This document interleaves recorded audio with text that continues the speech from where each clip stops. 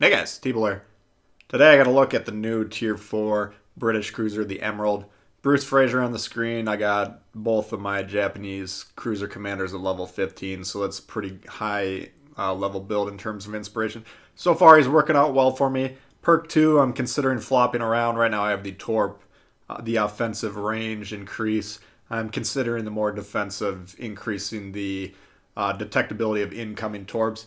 I assume once the dust settles out and people start figuring out how to counter these, they're going to get a lot of incoming torps, especially when sitting in the smoke cloud. So making probably play around with both those builds as we go up the line here. But this build's working out just fine for me on the Emerald. This is probably, going into this, my feedback from PC players and the research I did was this was probably going to be the dud of the line. This is as far as I've gotten so far. We've been covering Belfast, Hood, so on and so forth. But I've been having a lot of success with this ship. So if this is the dud, then these cruisers are going to be extremely powerful if played properly, at least. Now here we have the new adjusted spawns on Estuary. I'm not 100% sure where the North spawn is on this yet, on this flank, but I believe that the island to the middle, the left-hand side of the screen there. I think that's obscuring the approach of the enemy team right now, but we'll figure that out as time goes on. Anyway, basically what I'm doing is looking on the map, making sure I can cover both that island and then the cap in principle, because we do have our team's only destroyer going on the cap. It's very important for me to cover that, protect that destroyer, hopefully get the cap taken care of and put into our team's control, and then to begin accumulating points from it. So we're getting detected here. We're looking on the map. There's nothing visible. This cruiser has pretty dang good concealment for the tier. It's 9.9. So on my build, it's actually the best at the tier for these ships. So we immediately know that the destroyer is somewhere around here. Now we do have it spotted. Clemson, he's playing behind the island, so he's attempting to smoke. He's trying to disengage. I don't know if he spotted our destroyer or not, but his ability to spot is limited from that position. He is contesting the cap, but that's not a major concern because, neither team controls any cap besides the default one you start with. So we're not going to rush into this situation here. We get the torps, one on each side. You never really know what these low-tier players are going to be doing. I mean, there's a lot of, pirate-type seal hunters that play down here that are good players or at least better than your average new players. And then there's a lot of new players, and there's a lot of people playing these cruisers right now. So it's kind of a weird mix for Tier 4 currently. But, we're just going to put one salvo on each side there, just in case he squirts out. Then we're moving in, and we're going to check the island's distance. I can't remember exactly what the sonar is on this, but I actually don't even know if I ever knew. But I'm guessing it's probably about 4. So we're just moving in before we deploy it. Then once we get within the range, and we check how far that island is by zooming in, pop the sonar, Clemson pops up, and our goal is to take him out as quickly as possible. The AP is doing pretty good damage here. We're getting some over pens, we're getting some detonations internally, but either way we're able to take that ship out with some assistance. Someone else gets the kill, of course, but that's not a problem. Dodge the torps, and we're not being sighted now, so we have a little bit of time to kind of assess the situation. We want to stay on this cap until it's completely flipped. This is domination mode. You win domination mode games not by killing the enemy ships, but by capturing the objectives. That should always be your mentality. We're going to win this game by controlling the objectives. If you happen to kill all the enemy ships, fine. That's just a byproduct of the circumstance that arose in that particular game. But if you load into domination mode games thinking, we need to kill all these ships to win the game, if this is your opening thought process, you're going to lose a lot of domination mode games. So we're not in a rush to get through on this cap. We're going to make sure, this destroyer here, he's missing out on the experience and the score, the credits and all that sort of stuff that he's presumably trying to earn. But it's just kind of a poor play. I'm not going to get too heavily criticize him too heavily. He's doing what he's doing, but we do the play that's going to win the game and secure the cap.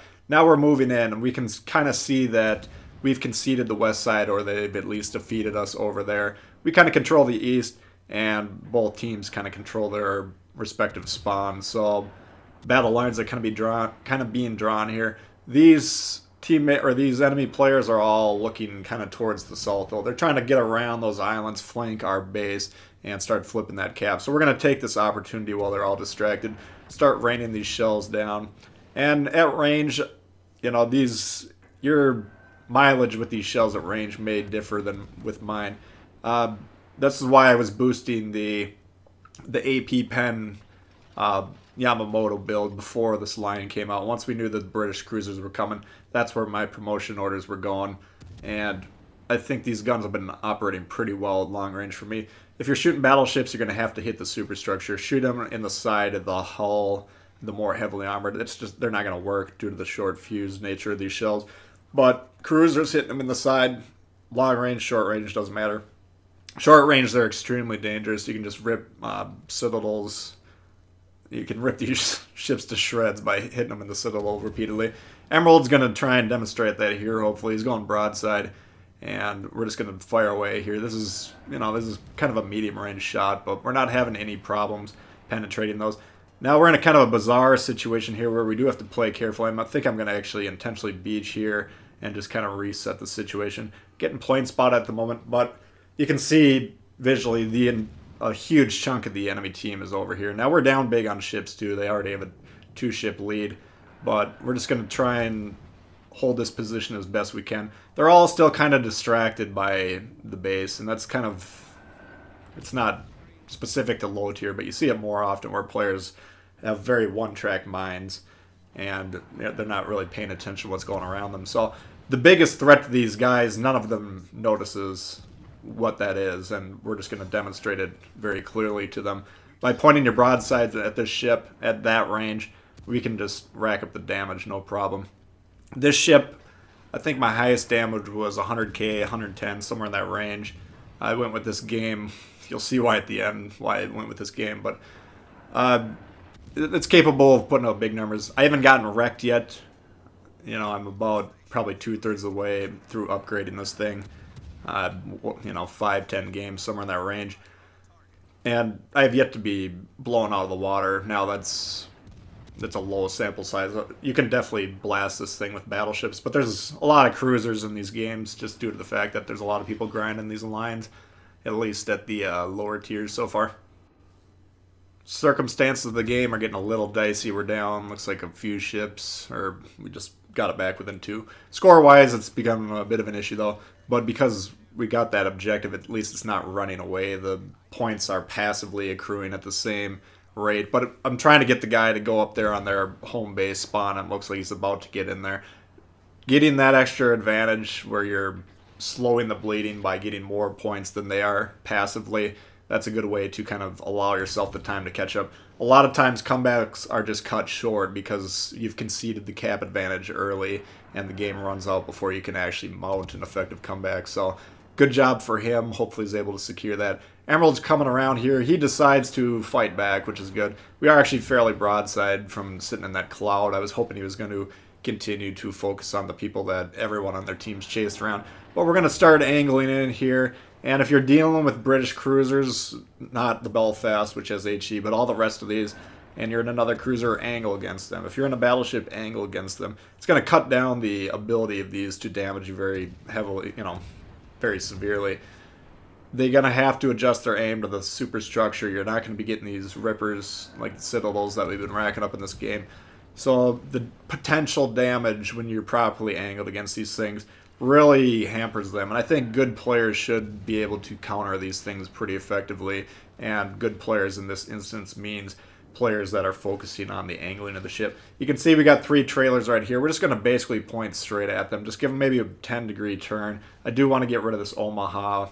We see he's slowing down. He's trying to not beach himself. That's fine. We just pop him inside and put him at the bottom of the sea. And now we're going to deal with these guys.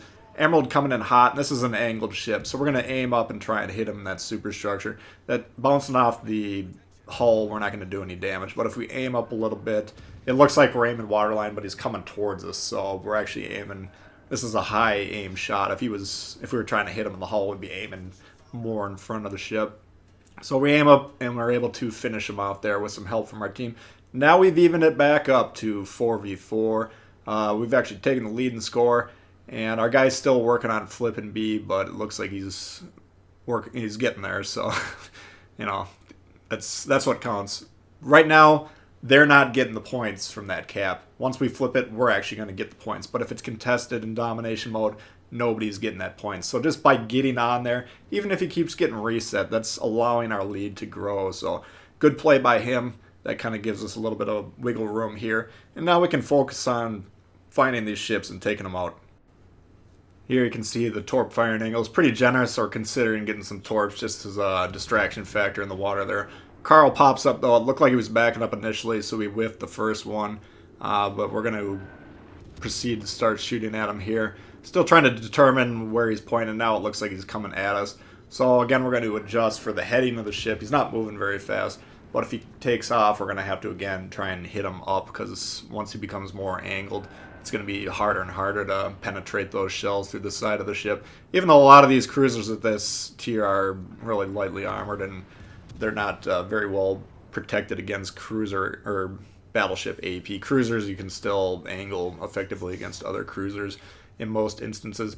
We get him there, another Carl pops up out of the smoke. I'm trying to get some torps down just because there's multiple ships now. We do it very quickly. I'm not spending all day long trying to do that. And we should be turning in hard to the left. I probably will start to do that sooner or later. Number one, to dodge torps that we should expect coming, but also to angle against incoming AP should these guys decide to target me. Kind of playing a little sloppy there with our angling, but we're probably just trying to get these kills here at the end. So first up, we're going to pop the Carl. Again, aim up a little because he's angled. Hit him. There's the Kraken. And up next, we're going to try and secure the Phoenix for the double kill, or the double strike right at the end. Popped him. And that's the end of that one. So, we've got 2 of them. What? We've got 2 of them. What? We've got 2 of them. Okay!